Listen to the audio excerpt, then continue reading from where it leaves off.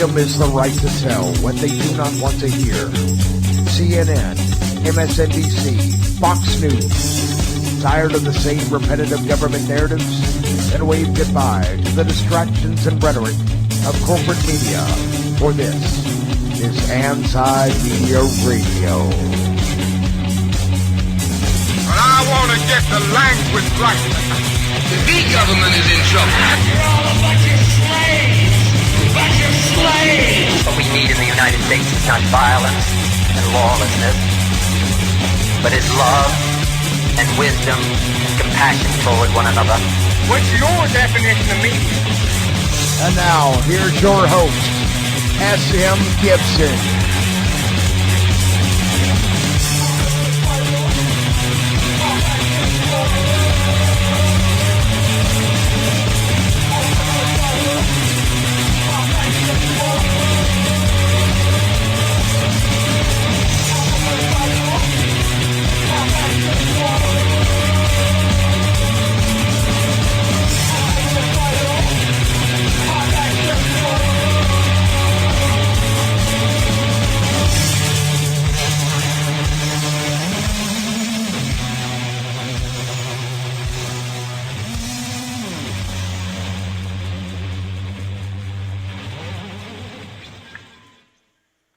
It's Thursday, February the 26th, 2015. Here we are again for another episode of Anti-Media Radio. They're coming for your internet, or they're coming to save you from the internet providers. Which is it? Well, as always, this is your host, S.M. Gibson, with our wonderful producer, Mr. Shannon Madden. How you What's doing? up, ladies and gentlemen? How y'all doing this evening? Okay. Obviously, the big top story of the day is the government loves you, and they're just trying to make it an equal playing field for everybody. Net neutrality. That is... Yay! Yay!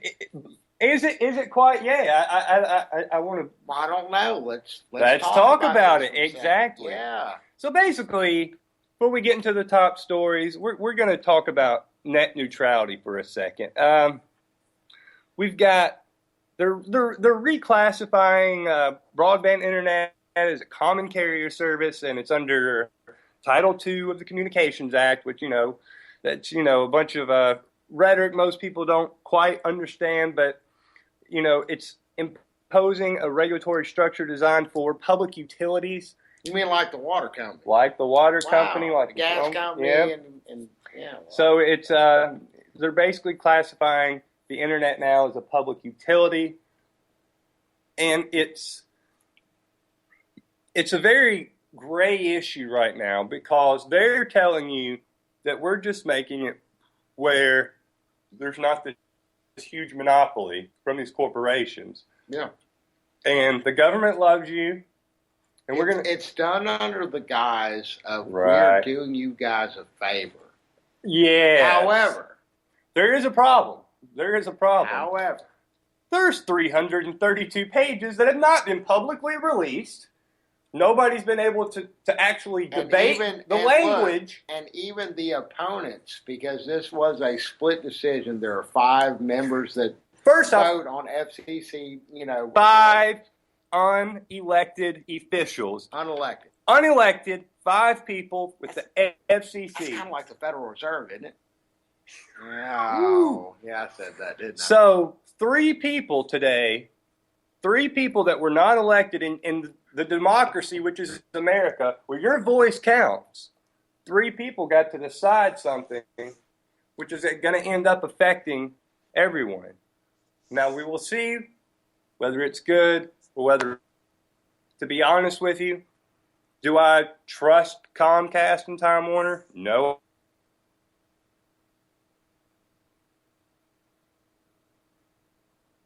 It's kind of like if I tell you I took care of a problem versus I murdered that pesky next door neighbor. It's the same thing. And right now we're hearing we took care of this problem. But we don't know any of the details of how the problem got took care of. And here's the You get situation what I'm too. saying? Well, we keep getting told there's this huge problem. What is this exact problem that we deal with when we get on the internet from day to day? What problem are they solving? Well, and I will say this: they're fixing a problem that doesn't exist. There is one thing. There are certain carriers that will give you quote unquote Correct. unlimited access to the internet. That's true. And once you reach a certain 5, 6 gigabytes or 10 gigabytes or however your plan reads, once you reach that point, even though you have quote unquote unlimited access, you get stifled. You get to that threshold, and once you go over that threshold, it's pretty much like having the old dial-up. Yeah, it really is. And I've been on the plan before. This is, from my limited understanding of what net neutrality is and how important it is. I know that time that AT&T is solidly in support of something, I have to grow suspicion right off the bat. Exactly. But the government's coming in and they're acting like we've just done everybody a big favor. When was the last time the government did anybody a favor? Well, if I knew exactly what the favor is, and I could read every single small detail of the favor, hey man, I'm cool with that. Okay, then let's lay it on the table and do the thing. But we haven't seen the document. It's very reminiscent of Obamacare to me. 32 pages. That's 2 shades of gray, man. Yeah. How you gonna hide that? And something tells me whatever happens to that lady in that book is going to end up happening to us. But what? If they're just reclassifying something under Title II of the Communications Act, you don't need 332 pages to do that. You also don't need to put it in front of unelected organizations. Well, and also public officials. And we even talked about this a moment ago. We're kind of get down to the the little micro part of it. Here just in the state of Alabama, we have the Public Service Commission, which oversees the utilities. So that means that also the individual states that have those regulatory commissions set up are also going to be able to cash in on this as well. Explain to people how this is going to end up making the government money. Well, I just said it right there. And not only making the government money in fines and regulations, but we're also talking about lobbying money as well. Public Service Commission is an electable in the state of Alabama anyways. And again, I'm only speaking from this state, and I'd encourage anybody else to call in from any other state and let me know how y'all do it. Yeah, I said y'all. I'm from Alabama. But you have to remember, Comcast is already number 2 of lobbying organizations. Comcast. Yeah. They were behind the defense contractor. Yeah. Right, yeah.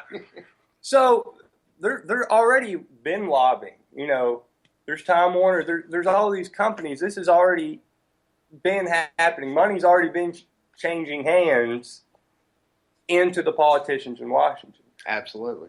But I think the most egregious part of this entire situation is they took it completely out of the people's hands. Whatever well, they took it out of the people's hands, and they also advertised it under the guise of putting it back in the people's hands. Let's go ahead and get that. Oh, of course, absolutely. Yeah. But we don't know if that's true. We don't know what the 332 pages actually say. Again, we're sitting here talking about something that we don't even know anything about because there's no way to know anything about. Right. We know what we've been told. How incredible is that? We know what we've been told. Freedom of Information Act my ass. But it goes back to, we don't even know what's in the bills. Absolutely. Much less how we're supposed to know what's happened in our history. Kind of like that little 15-year-old boy over in the Chicago Black site. We'll talk about that a little bit later. We will. Hashtag get Mo to Chicago. Indeed. If y'all will hang on to that one. So we've got the government. It just reminds me so much of the situation with Obamacare. Hey, don't call us from an unknown number, by the way, just saying. But anyone can call at any time. All views are welcome. But not from an unknown number. That's just creepy. That's wrong. I am an unknown number. I'm an unknown man. Well, anyway. Fair enough, yeah. Anyway.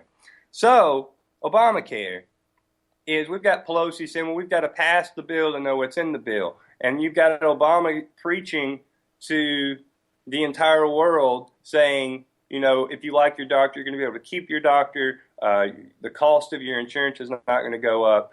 You know, yada, yada, yada. And it turns out none of that was actually true, what he said. And here we go again. Well, we've got to, and it's not even Congress has to pass the bill. It's not even elected officials passing a bill this time. It's just three people have decided. Versus 2. There's Right. only 5. There's only 5. Yeah. To represent the whole entire United States. Right. 5 people. Right. So, you know, Goodness. we'll see where it goes. I know that my distrust of the government is enough that if they're telling me something's good for me, then it's probably good for them and not for me, because that's how it's typically gone. Yeah. So I don't know what would make them change their stripes over this one. You know, it could end up going to the full extreme of censorship of the internet, but I think you get into a gray area with that too, because we look at the things that Edward Snowden has told us and Julian Assange has told us about Google and their inner workings with the CIA and different things like that. How much is Google stock worth right now? Oh, geez, I couldn't tell you. It's lot up more there. than any stock that I can come up with. But you're still talking to people who are worried about censorship. Well, you know, there are people like us that, you know, all the different alt media sites, we're still able to get our message out there even via Google.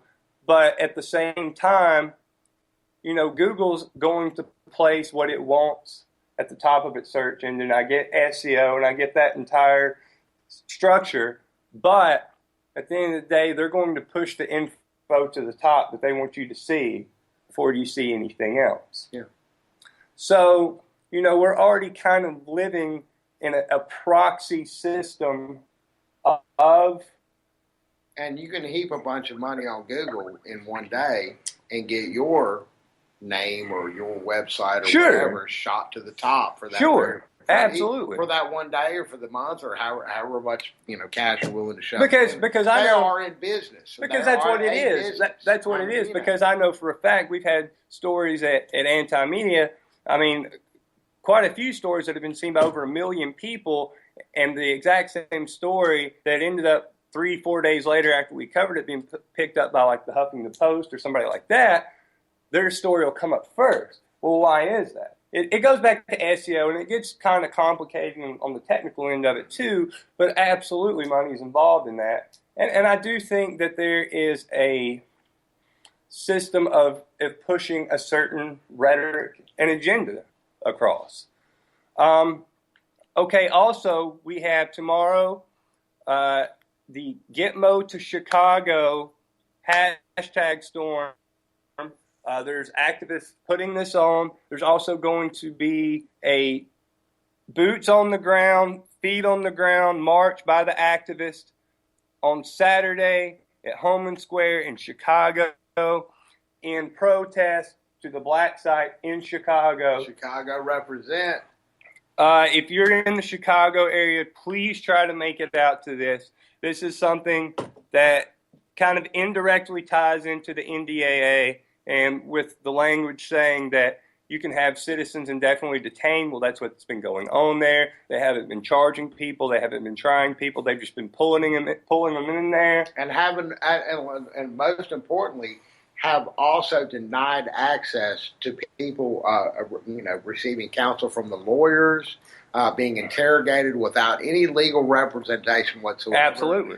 Allowing children to be interrogated without their parents. We're talking about underage children interrogated without their parents or legal counsel present. Come on, man. And the reason, the hashtags Gitmo to Chicago, because it's very similar to what's happening in Guantanamo, it's just a black site basically that's off the radar, and there's also prisons, of course. You have prisons in Afghanistan, the Middle East, and in Iraq, and that whole situation. But this is what people were saying, especially with the NDAA and Guantanamo, is it's going to come here. If they're telling you they're doing it other places, it's going to come here. And here we are. It's here. It's happened. They're just pulling people in, and it's not conspiracy time anymore. It's not, oh, you're crazy for you think, how dare you think that, you're a nut job. Well, guess what? It's like Edward Snowden. Everybody, we were telling you, people were telling you, they're tapping the phones, they're listening to you. No, they're not. No, they're not. Well, and it's not just. Well, guess what? They were. But that's what this is. Again, this is a very Edward Snowden situation. This is crazy. This is not happening. Oh, wait, yeah, it's happening. Has done whatever they could to brand Edward Snowden as crazy, and he's a dissident, and he's a fringe element, and this, that, and the other. And knowing how far in this guy was and the information that he has, and then other world leaders and other United States politicians and other people are quietly and silently backing up their versions of his story, one by one. Oh, well, I mean, what Snowden said was true. I tell you what, this kind of ties into... I mean, but look what he did to prove the truth. Well, exactly. And they made him out to be a villain. I want to hit on this real quick. I really, really thought this was interesting. I'm not sure if many people heard, but John Kerry came out and said, despite ISIL, despite the visible killings that you see and how horrific they are, we're actually living in a period of less daily threat to Americans and to people in the world than normally. Less deaths, less violent deaths today than through the last century. So basically, Kerry, who I am absolutely not a fan of and not advocating his opinion, you vote. Not even saying that I believe John Kerry under any circumstances, but he's saying that there's less terrorism in the world today. Now, ironically, we have the U.S. Director of National Intelligence came out and contradicted Kerry and testified on Capitol Hill earlier today and said that 2014 was the deadliest year for terror ever. Now, the reason I brought this up, because we were talking about Edward Snowden, is the U.S. Director of National Intelligence, who was testifying on Capitol Hill, that said 2014 was the deadliest year for terror ever, was a man by the name of James Clapper. James Clapper is the exact same man who testified in front of Congress and said, the NSA is not spying on anybody. Don't worry about it. That's crazy talk. We're not doing it. It's not happening. No. Almost immediately after that, Snowden released his documents. His information came out. The man that the Fox News people have talked about bad in the past, and it's just all so phony. It's all so fake. MSNBC went up on this guy. Now they're, everybody. Now, he's an expert now. He's an expert now. The guy has committed perjury. It's a proven fact. Perjury. He was promoted after he committed perjury in front of Congress. And not only that, they're going to will this guy out there and say, well, it's the deadliest year for terror ever. If it's the deadliest year for terror ever, can anybody call in? Can you, Shannon, tell me what's happened in the 50 states for terror in this country? I think some ladies were fighting over some turkey over at Thanksgiving. That's not to say there's not violence in this country, but to say terror and to just scare people. There was a report that came out the other day that... Well, first off, let's define what terror is, or terrorist is. Well, that goes back to the phrase hate crime. That's a specific color, and it's a specific religion, and it's a specific... that's what that's how they phrase it. But at the same time, though, that changes from day to day, month to month, year to year, always. ISIS, Al Qaeda, the Sandinistas. I mean, however you want to put it. I mean, that's always going to the crazy right wing guy that lives in Elohim City, kind of that whole situation. The militia guy. So who's Oceania fighting right now? I don't know, Goldstein. I'm not sure who the enemy is right now. But that's the world we're living in. It is 1984. They tell us the enemy is different from day to day, but it's always the same end goal. And the enemy is different from day to day. It always has a different. There's a different name for it and a different ruler, and they're always going to be somebody other than a white person, and it's always going to be somebody over in the Middle East, and it's always going to be in and around an area that America and American because they want interests are making a shitload of money. Right. Come on. And it's fear, and they exacerbate different stereotypes. They dehumanize people. We saw it in American Sniper. We've gone on about that at length. We won't again tonight. But they dehumanize certain classes of people, certain religions, certain areas of the world, and they make you believe, well, you're an American, you're better than everybody. But if that's the case, and we're saying James Clapper, who has committed perjury in front of Congress already, how he's not in jail right now is insane. Told us it's the deadliest year ever. They taught their dog a trick, and their dog did a trick in front of cameras, and they gave him a bone. Come on, man. I mean, it's just absolutely nuts that this is the guy that they choose to will out there and give his testimony. Yeah. Like, really? How anybody takes this guy seriously? Oliver North got a book deal. Come on. I'm just saying. It was like a week. It was less than a week, and they knew that this guy had perjured himself. Area code 602. Welcome to Anti-Media Radio. How are you doing this evening? I'm doing good. I actually tuned in a little bit late. Decided to go ahead and just give you guys a call. I noticed that you guys were trying to focus in on the Chicago black site this evening.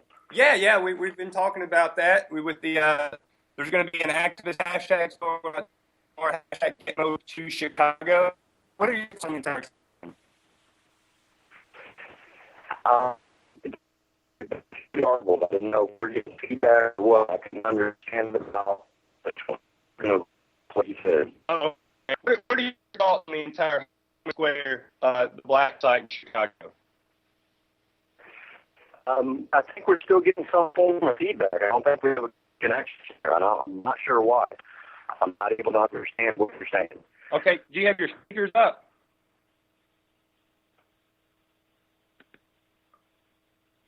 I'm going to go ahead and disconnect the call. Sorry. Yeah, it looks like we're having some issues. That's all right. If you can get it fixed, call back. But, back to Chicago, hashtag Get Moved to Chicago. I'm going to keep repeating that all night long. I think that's something very important. And you said it earlier, boots on the ground. That is the most important thing. That any activism surrounds. It's always about boots on the ground. It's always about moving forward and actually being a part of it. Speaking of boots on the ground, I heard Mr. Libertarian, quote unquote libertarian, whatever you want to call him.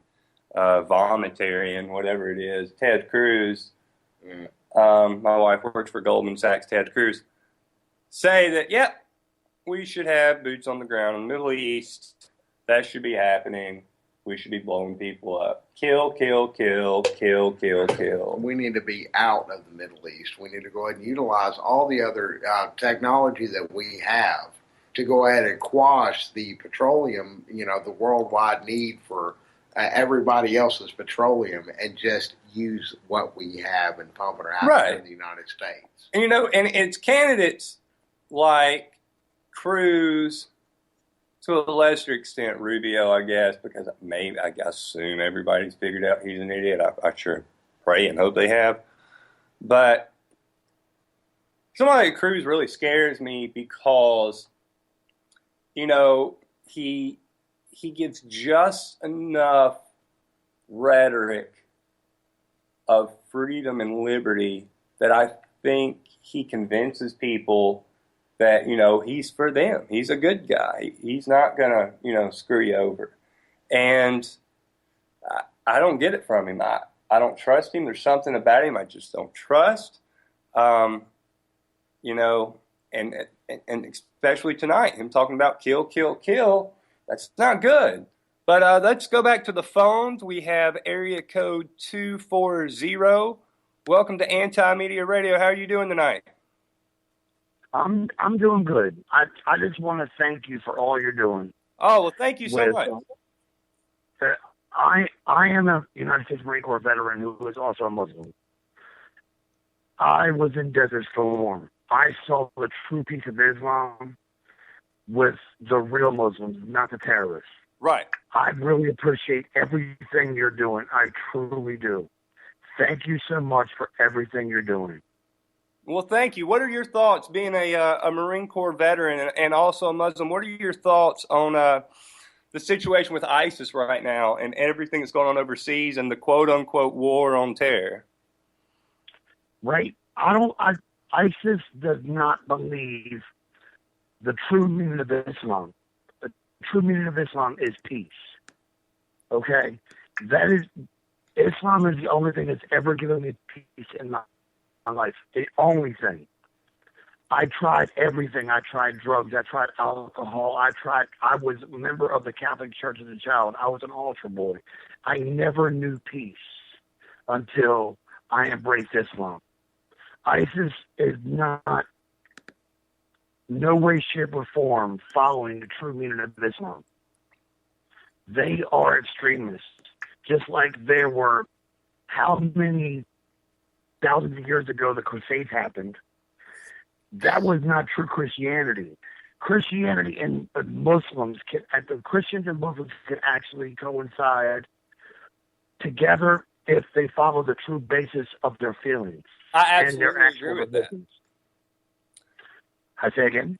I absolutely, completely agree with you about that. And, I think this is a point that a lot of people overlook, too, as far as Christianity.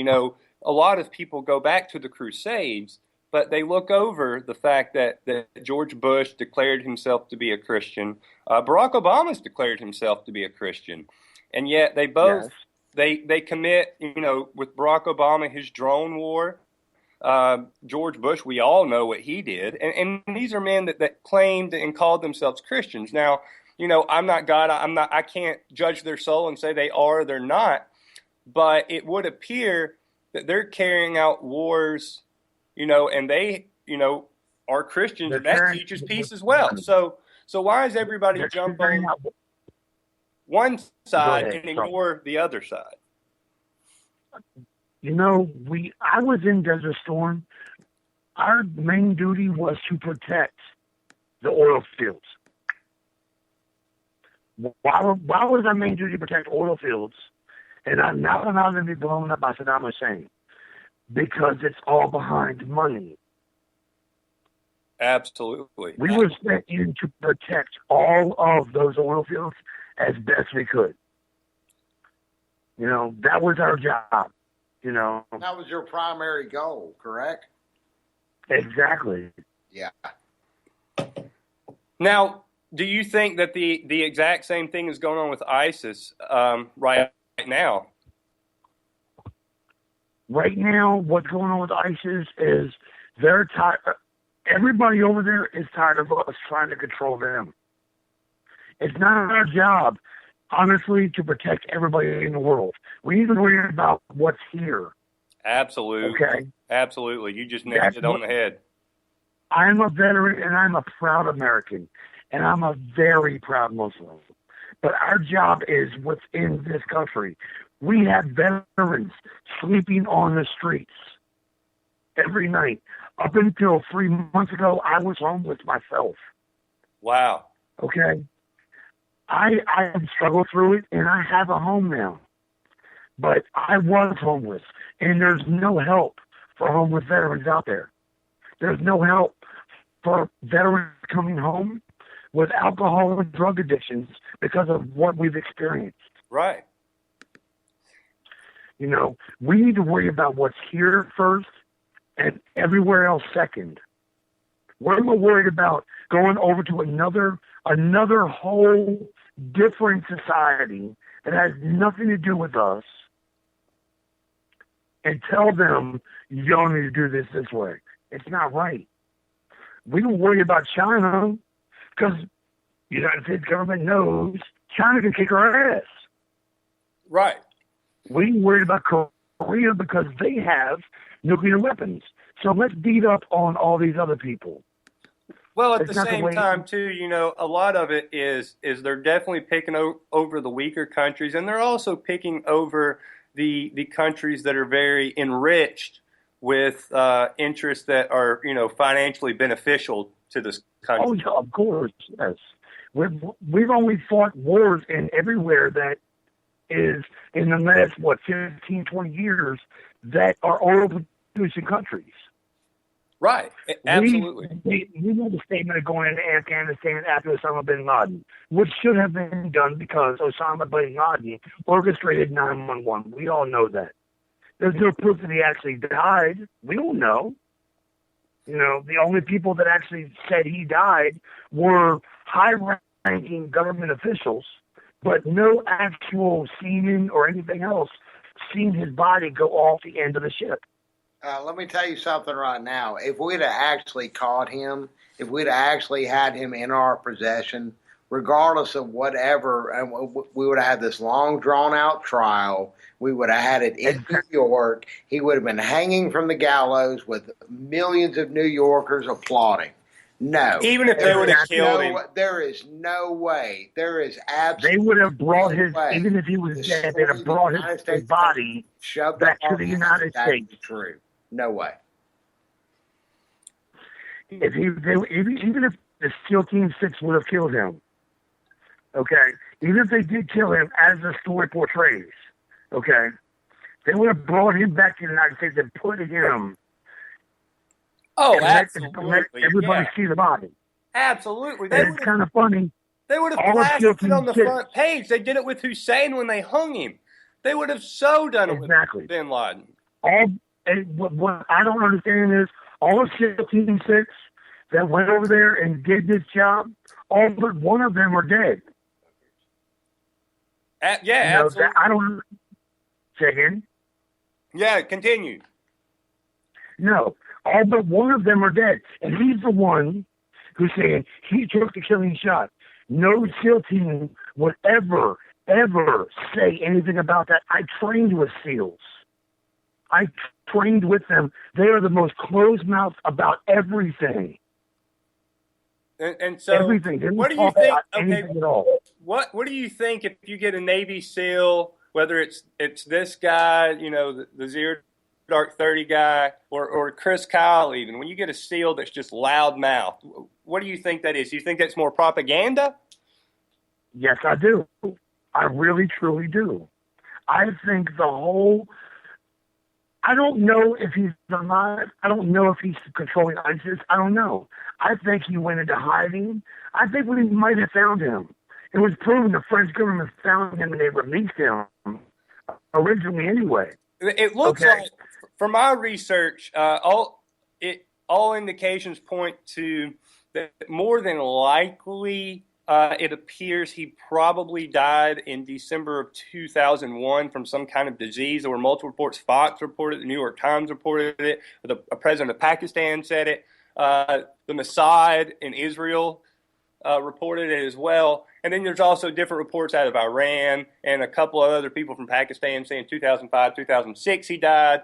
But there were various reports around the world saying that he died way before 2011. Exactly. There are so many reports of him dying, but no proof of it anywhere. Right. And just reports, just people saying, oh, he died. He died this time. He died from a disease. He died from being shot. He died from this. He died. But there's no proof of it anywhere. Honestly, if he orchestrated the attacks on the United States, he should have been brought to justice. If he was brought to justice and he died behind it, I have no problem behind that because, one, he might have said he was a Muslim, but the true meaning of Islam is peace. Well, here's the scary part. Okay, let's assume that the multiple reports of him dying in December of 2001 are true. Let's just hypothetically say that. Then all of a sudden you're implicating, okay, well, if he's dead, we're still going over here into all these countries searching for him, quote unquote. Do you think, especially with, okay, they went into Iraq that had nothing to do, even by their own 9/11 Commission fiction, that Iraq had anything to do with it. And yet we still went over there because of WMDs or whatever. Do you think if he would have died, that the government would have just said, oh, he died, he had some liver disease, or, his kidneys failed, or he had a lung disease, and he died, so it's over? Or do you think they would have continued with the plan as is and went over there to, as you said, guard more oil fields? Yes, I do. I think we would have. Because, one, the United States government, as it is right now, is all about money. That's all it is. Whether it be Barack Obama, whether it be George W. Bush. Okay, I'm an American, and I don't like what Barack Obama has done with the United States. Okay, he has just outlawed the sale of all 5.56 millimeter ammunition, which is telling me that with my AR-15, which is promoted at all times to protect my family from anything that goes on, and I mean the government of the United States coming in my house, I'm going to protect my family at all costs. Okay? Well, I love my country. Say again? Have you heard about the executive order where he's going to take up the ammunition for your weapon? He's going to let you keep the weapon. But I can keep the weapon, but I can't. I can keep the weapon, but I can't buy ammo for it. Right. I think Chris Rock. That's my point. I love my country, but I do not trust my government. I will die for my country. I will die for my family. I will die for my beliefs. I will not kill for my beliefs, but I will die for my family. Okay? I can't protect my family with the way the world in the United States is becoming. We're going to be in martial law within the next couple of years. We're going to be. It's already proven. How can I protect my family when our president is doing the same things that a dictator would do? Okay? I am a white man who wanted the best thing in the world. The best thing that I thought could ever happen in the United States if we have a black president, because it will bring everything full circle and bring us all back. I don't want a white president. Right. I don't want a black president. I want a good president. Yeah, absolutely. Exactly. Absolutely. And you know what? The last great president we had died in the 60s. It would appear, Kennedy did have his faults, and Kennedy made some mistakes, but in whole, it seems like see Bill Clinton. Yeah. In the whole, it seemed like that Kennedy was probably the best we've had in a while. I think he bucked the trend a little bit from some of the people that got him put in office, but that's a different conversation. Exactly. Well, but he was the leading member. He was one. It's been proven he pushed civil rights to a different degree than ever. Okay, let me explain. I'm a white man who has mixed children, and I love my black woman that lays in my bed next to me every night.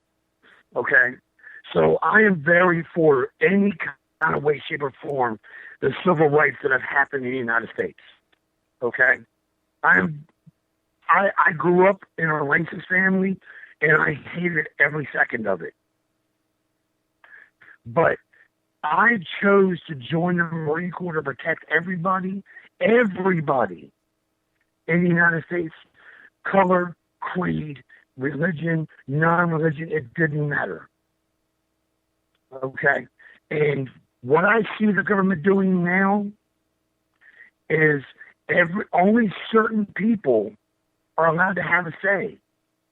Only certain people, their values are only ones that are met.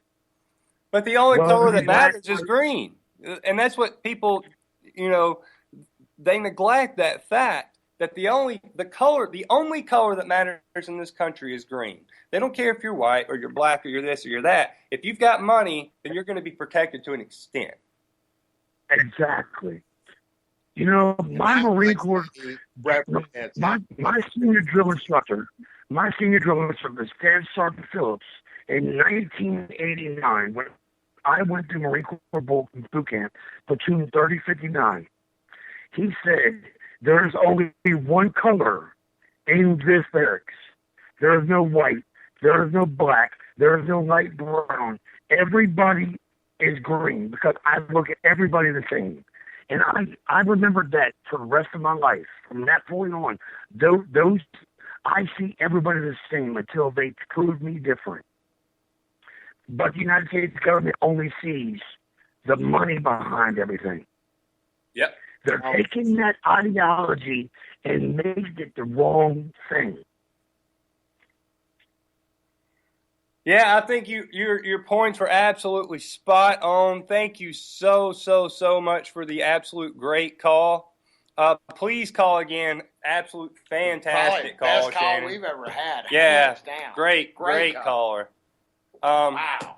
Yeah. Man, that right there is humbling because that right there is a true representation of the people that we're trying to reach. Everyday America.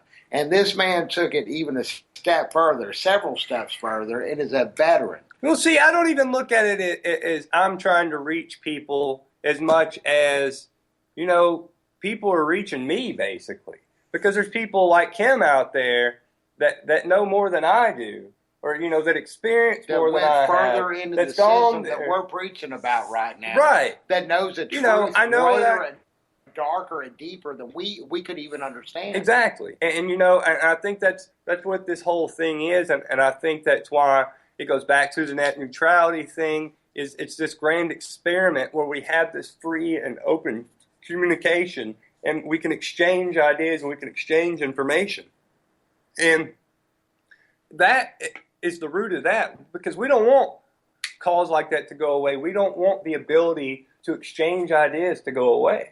And that's what's going to change the world. But at the same time, the system knows that is their greatest enemy right now. Yeah.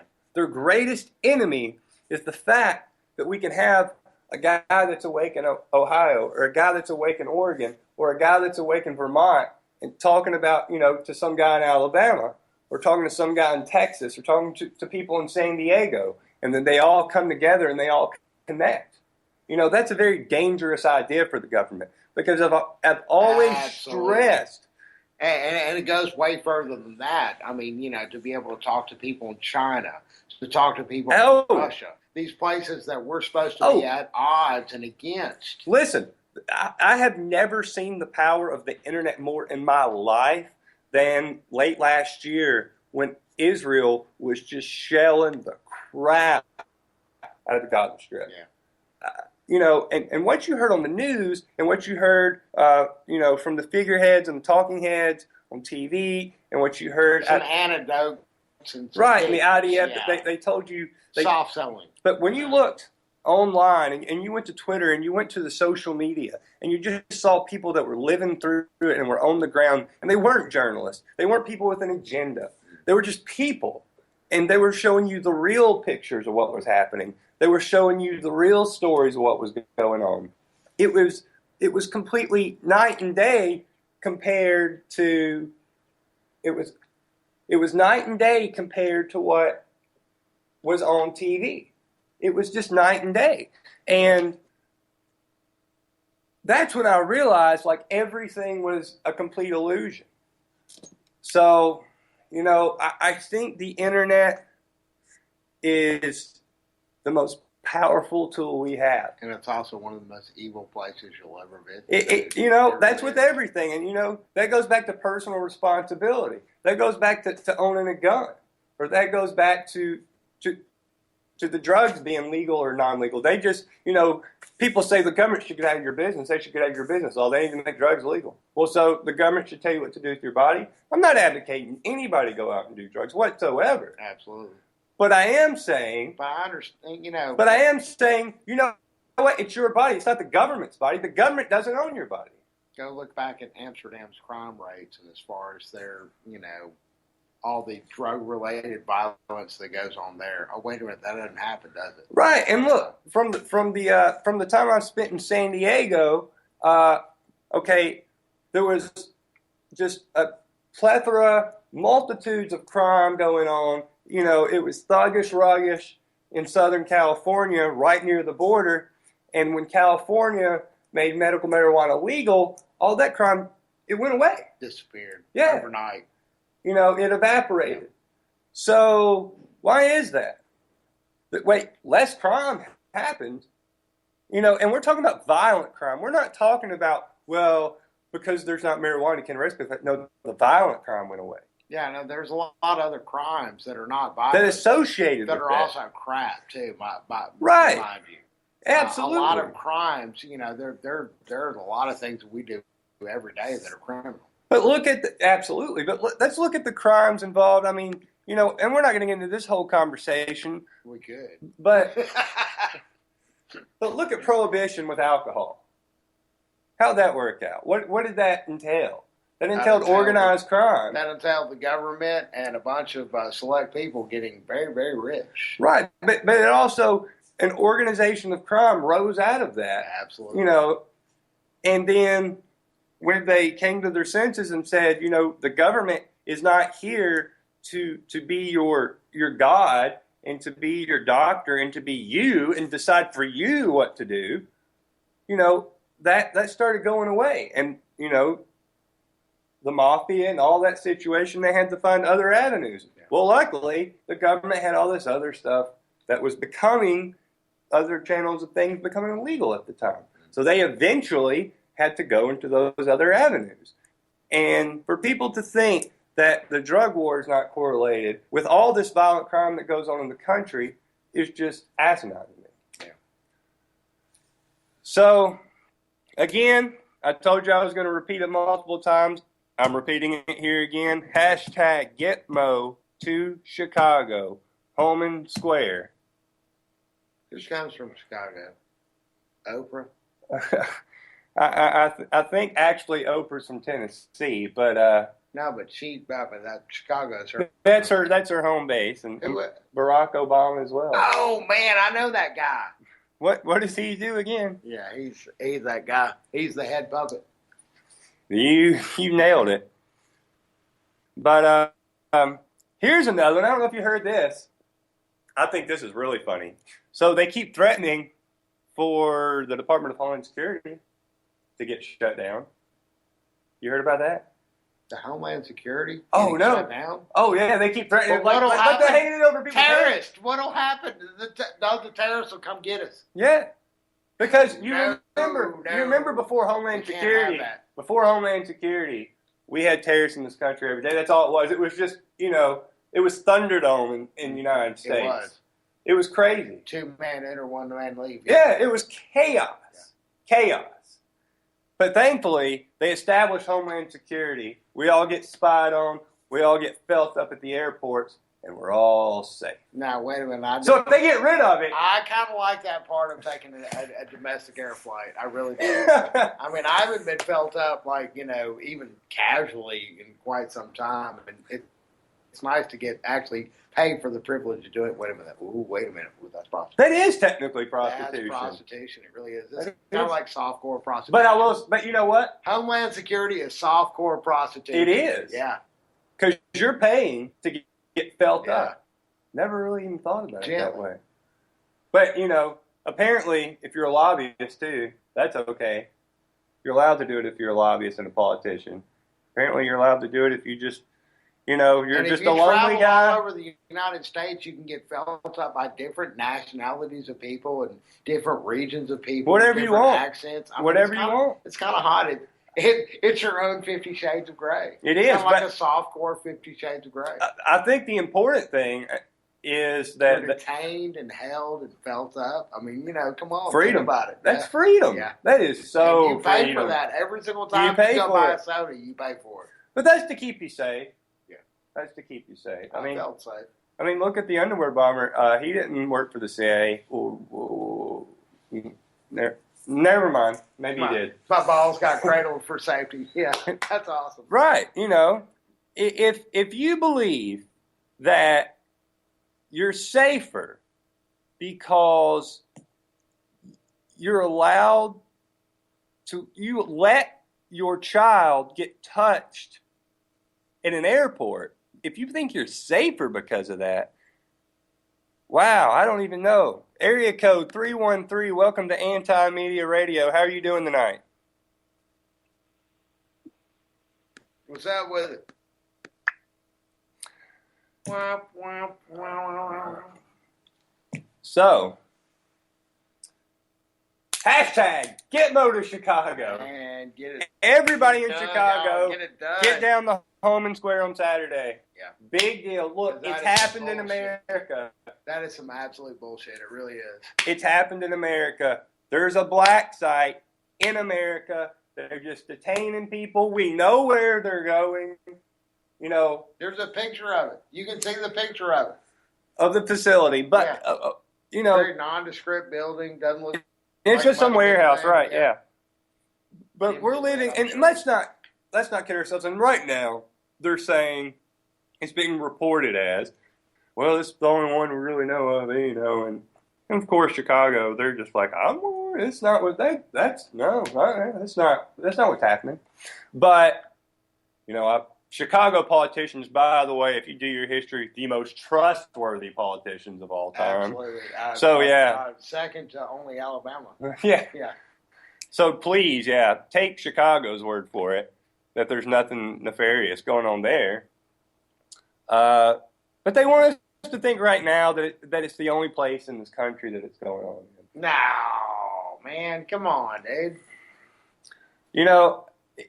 How many places could it be happening? Everywhere, actually. Yeah, it could.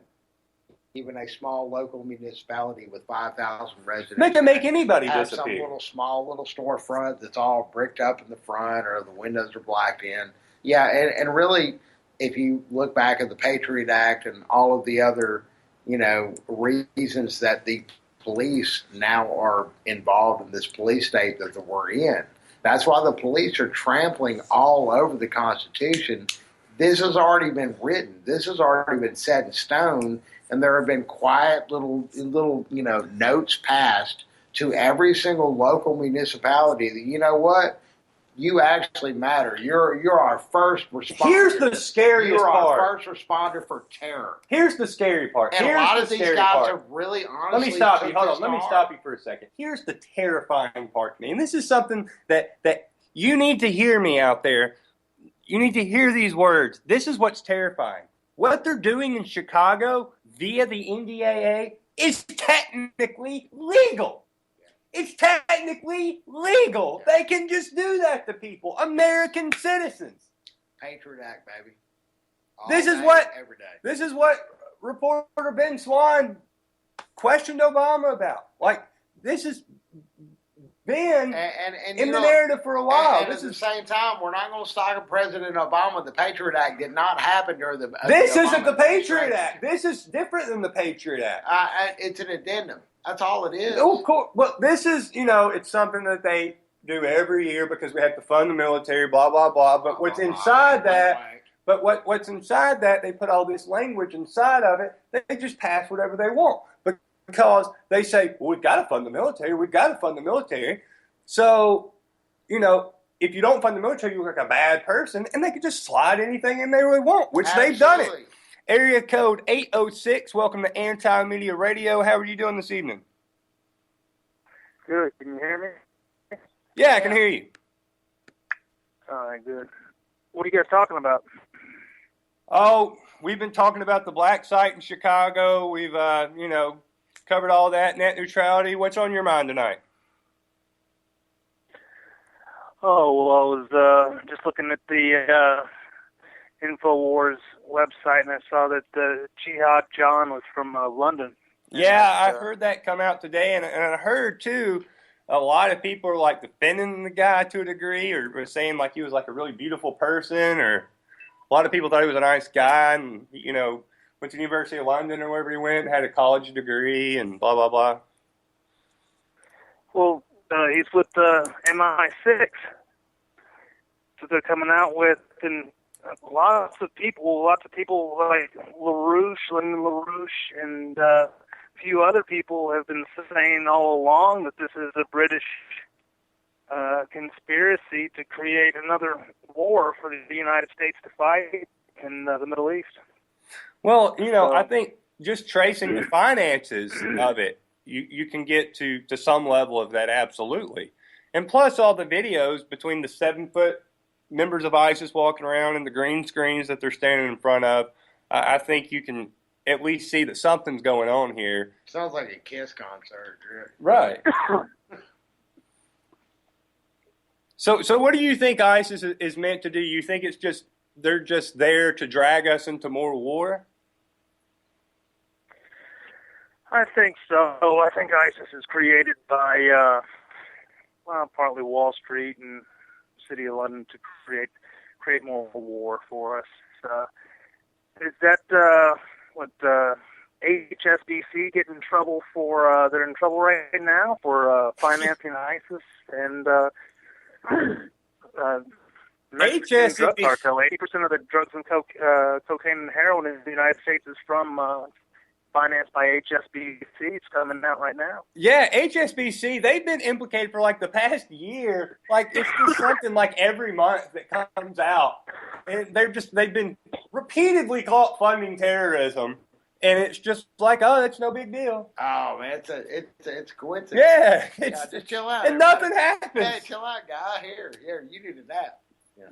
But that goes to show, and the caller, you made a great point when you mentioned the City of London. I don't think people really realize how much the financial institutions inside the City of London dictate world policy to everyone. How much money is London? How much money goes through London? London's a very expensive place to live. It's more than a couple of dollars. London controls 70% of the world's monetary system. Exactly. Ding, ding, ding, ding, ding, ding, ding. Winner. The British Empire, people forget about the British Empire, but the British Empire is 55 countries. 1/3 of the globe is still under British rule. So it's called the British Commonwealth now. It's not called the British Empire anymore. Yeah, empire is such a nasty word. It really is. Commonwealth is much more fuzzy and warm. Right. You know? Right. And so HSBC, that bank was created during the British-Chinese Opium Wars. It's called HSBC, stands for Hong Kong Shanghai Banking Center. So anyhow, and that bank was originally created for heroin and opium. So it's to finance opium trading in Asia. So it's no wonder that they're caught doing the same stuff now in Mexico, and this, that, and the other. So, yeah, absolutely. We're about to get off the air tonight. Absolutely great caller there to end the show. Man, we've had some awesome callers. Great callers tonight. But he made an absolutely fantastic point about HSBC. I didn't really want to bring that in. But he's dead on. They've been caught again. We should probably just dedicate entire Tuesday's next show just to the crimes of HSBC. I don't know if anybody's ever even going to be punished for this stuff, but probably not. Why would they? When do people actually get punished for doing things? The people that get punished for things are the poor people. Rich people never go down for anything unless you're wait a minute, I'm poor. I don't want to end the yeah. Well, then you ain't cut my balls off. Be careful. But I tell you what, thanks everyone so much for tuning in to tonight's episode. #GetMo to Chicago. Listen to Levon tomorrow night on Friday. Make it happen. Have a good evening.